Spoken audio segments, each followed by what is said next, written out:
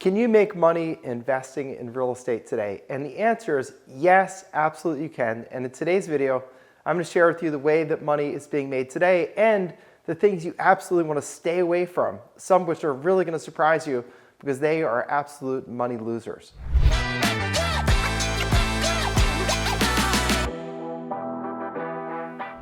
So let's start off with what's probably the most attractive thing to a new real estate investor. They think, house flipping, that's what I want to do. Because you see it on TV, there are an endless number of shows, new shows every year on it, because it's exciting and you think about, wow, I'm going to get these big term gains of money very quickly, that'll be great, kind of replace my job. I think that flipping for most people is not a feasible way to do the business. Now, you think that it is because it sounds great and you watch it on TV, but what you don't realize until you get into the business is that it's very, very difficult to source the properties at a cheap enough price to actually flip them and make your money.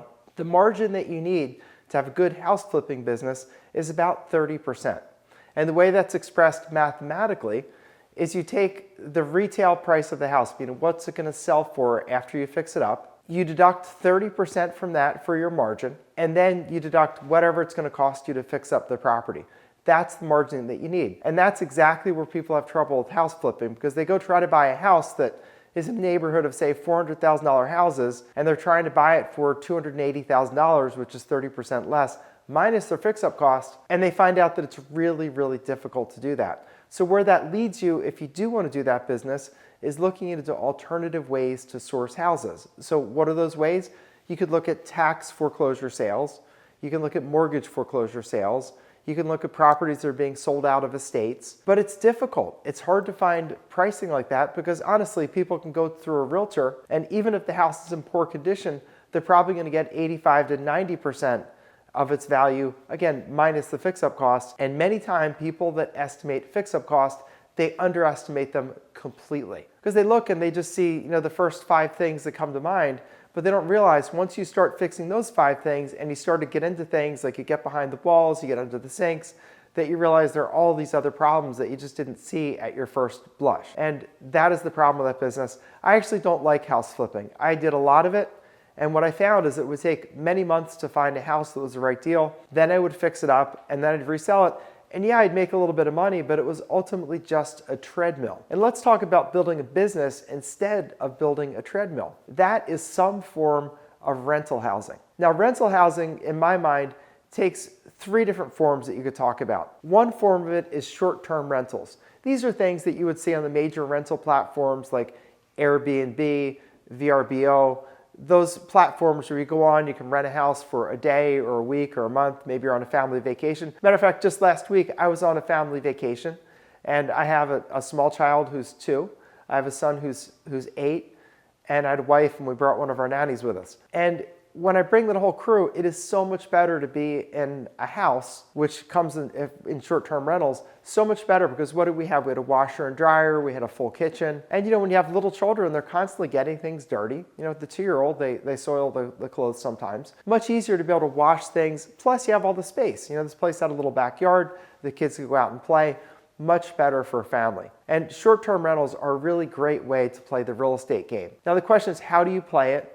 And where do you operate it? Now, in real estate, as they say, location is everything, and that is absolutely true. So that might be like a skiing place. For example, I was in this house I was just talking about was in Aspen, Colorado. So it might be a place where and actually Aspen, it's very big during the summer and during the winter. So a place like that, people will pay premium prices. They want to be in it. They want to go and vacation there. So they'll pay very high prices. It's not unusual to spend $1,000 to $1,500 a night to rent a place there. And now naturally, if you're talking about long-term rentals, I'll just give you the comparison. The place that we rented short-term, which is about $1,500 a night, would have been in a long-term rental about $5,500 a month. And you think about that comparison, if you're renting for $1,500 a night, that has potential rental income if you rented it every day of $45,000 a month. Now, will you rent it every day? No, of course not. You're going to have downtime. But think about it against the long-term rental rate of $5,500 a month. Heck, if I can get 4 room nights in a month, I've met what I would get in a month, meaning my month's rent is only 4 single nights. That's why it's so attractive, because even if you keep it rented just half the time and you're talking about 1,500 nights at half the time, that's $30,000 a month in rents. That's why short-term rentals are so attractive, because you collect as a landlord so much more money when you're renting it by the night. Now, places you're going to look are popular vacation places, places around hospitals, especially children's hospitals, where people may have to go and, for extended periods, be there with the family while the child's being taken care of. Those are great places for it. I know that's not nice to think about, but as business people, we need to think about, where are the people that we need to serve? Where are they coming into, and where's their demand? So you think about things that otherwise would be a little ugly to think about, like, citing your place by a children's hospital. But what you're really doing is providing a great service for those families that need to be there, helping to be more comfortable and providing a much comfortable environment. Now, you wouldn't do a short-term rental in a place where there's not a lot of demand. If it's not a place where people go on vacation, if it's not a place that people come to travel for business, especially with families or for things like medical care, that's not the place to do it. There are some platforms you can look on as you get into short-term rentals. You can get some education, and there are platforms that will tell you what the occupancy rate is in various places. So you can know, oh, that's a good place, that's a bad place. But I'll tell you, just generally speaking, look for places where there are a lot of people who come to vacation, they come for business, they come with family for various reasons.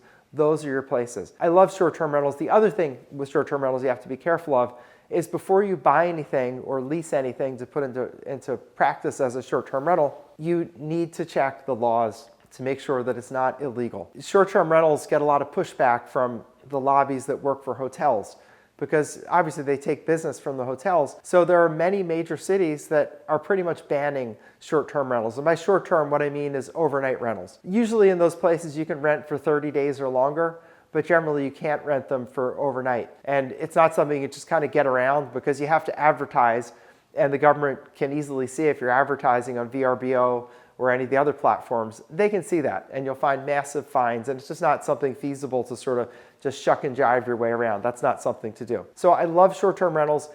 As in all business ventures, if you can find education on something, pay for the education rather than just trying to figure it out yourself. I find a lot of people in business that are successful are the ones who find a mentor or find an education, they take the education and they go execute against it. The ones that struggle, that I find go around in circles year after year, never really getting anywhere, they're the ones who just are determined not to pay anybody for education.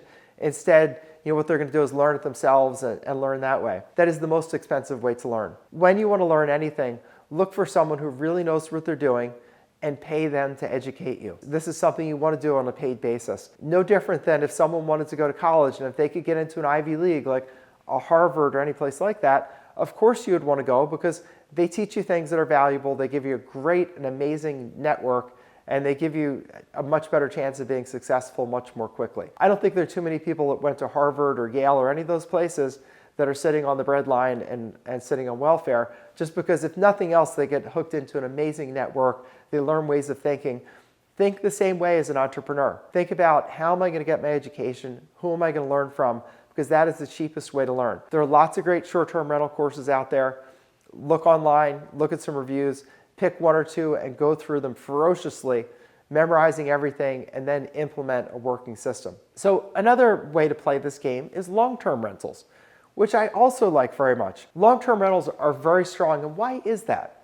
It's because there are so many building restrictions that make it really difficult and expensive to build, that in a lot of places, the only thing people can do is find a rental. You simply don't have enough housing stock, and it's not going to be replaced anytime soon. We've for many, many years now, you're starting to hear more about it in the news now, but for many years, we've had a shortage of new housing being built. And a lot of the housing that is being built is just super high-end housing that you read about. It's not housing for regular, middle-class working people, and that's a problem. And so for you as a landlord of long-term rentals, which just means places you rent typically by the year, that plays really well for you. Because when there's an undersupply, what happens to price? Price goes up when the supply is down. And because America is still an attractive place to move to, as we know, because of all the sort of culture wars going on, immigration is still big in America. People are still wanting to come in. The question is really legal versus illegal, but even if you take just legal immigration, there are more and more people coming into America. That makes more and more of a demand for housing, so it's a great place to be a landlord.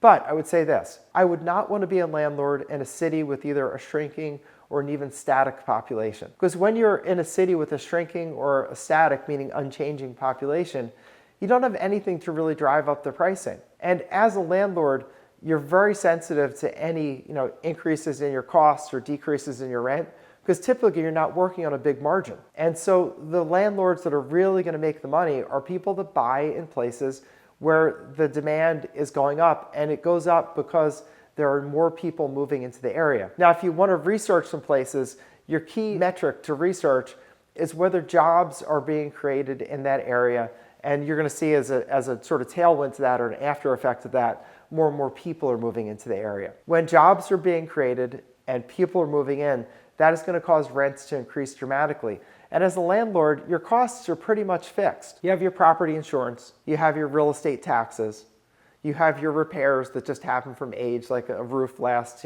X number of years, 15 or 20 years in most places. And those are a lot of fixed costs. So when your rents go up, say that rents go up by $100 a month. Well, when rents go up by $100 a month, you just made an extra $1,200 that year, and it really doesn't cost you anything more, because either your place is sitting vacant or it's occupied, but still the aging process is going on and your costs are happening, your taxes are happening, your insurance is happening. So when you're in a place where the rents are going up by 3, 4, 5% a year, as you compound that year after year, you start making really big money. So when you're a landlord, it really pays to look for a place where population is increasing and invest your time, money, and effort there. I love landlording so much, not because of calls about toilets in the middle of the night and lockouts and things like that. What I love about it is that you basically do the work once. You acquire a place, you get it ready to rent, you rent it out, and you don't hear from anybody other than receiving rent payment, which these days you don't even get a check, it just comes electronically typically. You just receive the money every month. And occasionally, do you have to do things? Sure.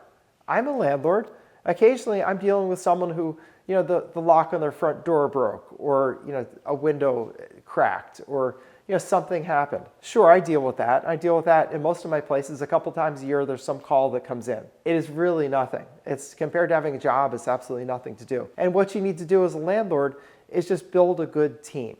Have a good maintenance man, have a good crew of contractors. And the way you're going to do that is by focusing on one area and starting to buy multiple units, so you can give the guys enough work to keep them responsive to you. And if you only have 1 or 2 places, then what you do is you pay a management company who has those existing relationships to do that work for you. Because when you're dealing with a management company that may have 500 or 1,000 units that they're managing, do they have maintenance guys who go out in the middle of the night? Absolutely they do. Do they have contractors that can put in a garbage disposal and fix the plumbing? Yes, they do. And they have relationships and they have leverage.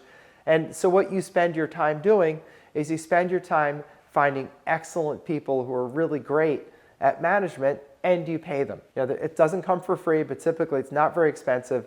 And then you just become the man or the woman managing the process, acquiring properties and putting them into practice. And once your places are in operation, if you can get up to about 60 units, then you start being able to have your own maintenance guys and your own crews. So focus your time at first in building your number of units. And that could mean that you buy an apartment building, could mean that you just buy single family houses, it could mean you buy duplexes or triplexes. Do that and slowly build up until you can have your own crew. But to save yourself time and aggravation, have professional management at first, because even though they're not going to be perfect, even though it costs you some money, you're much better off spending your time where the leverage is, which is finding additional units to put under management, under ownership, and go from there. And that's your thing to do. The other thing that always comes up for people in real estate is, well, Bob, where do I get the money? You will get the money when you are a person that deserves the money and you know what you're doing.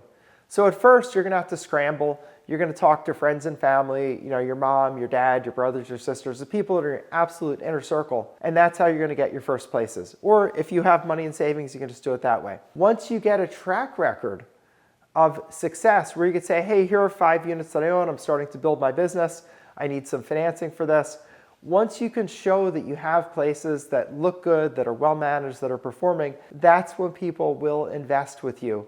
And that's when you can bring on investors. And you want to look at courses like a friend of mine named Dave Lindahl has some great courses on doing 2 things. One, finding great places to invest. And second, he's excellent at finding great managers. This is a guy who built a couple thousand rental unit. Last time I talked to Dave, he had 7,500 units that he built from nothing. Totally self-made guy. And he did that by starting one at a time. And whenever you're thinking about business, you wouldn't be here, talking to me if you weren't thinking about business. When you think about business, think long-term. Think, where do I want to go? Like if you're Dave Lindahl, you think, I want to have enough rental units that I never have to have work at a traditional job ever again. So then you make a plan and you say, I'm not going to do this in a day, but can I start doing this now? Yes, absolutely.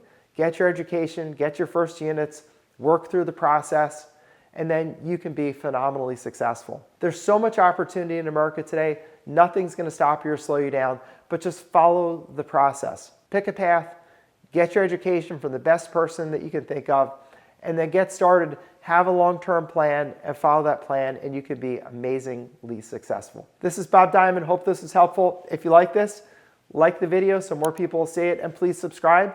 I share lots more information. I've been in business for over 30 years. I'm an attorney. I've done real estate development, got all kinds of good things to share with you. And my goal is to share information so that you have less mistakes and more success more quickly. Bob Diamond, over and out for now.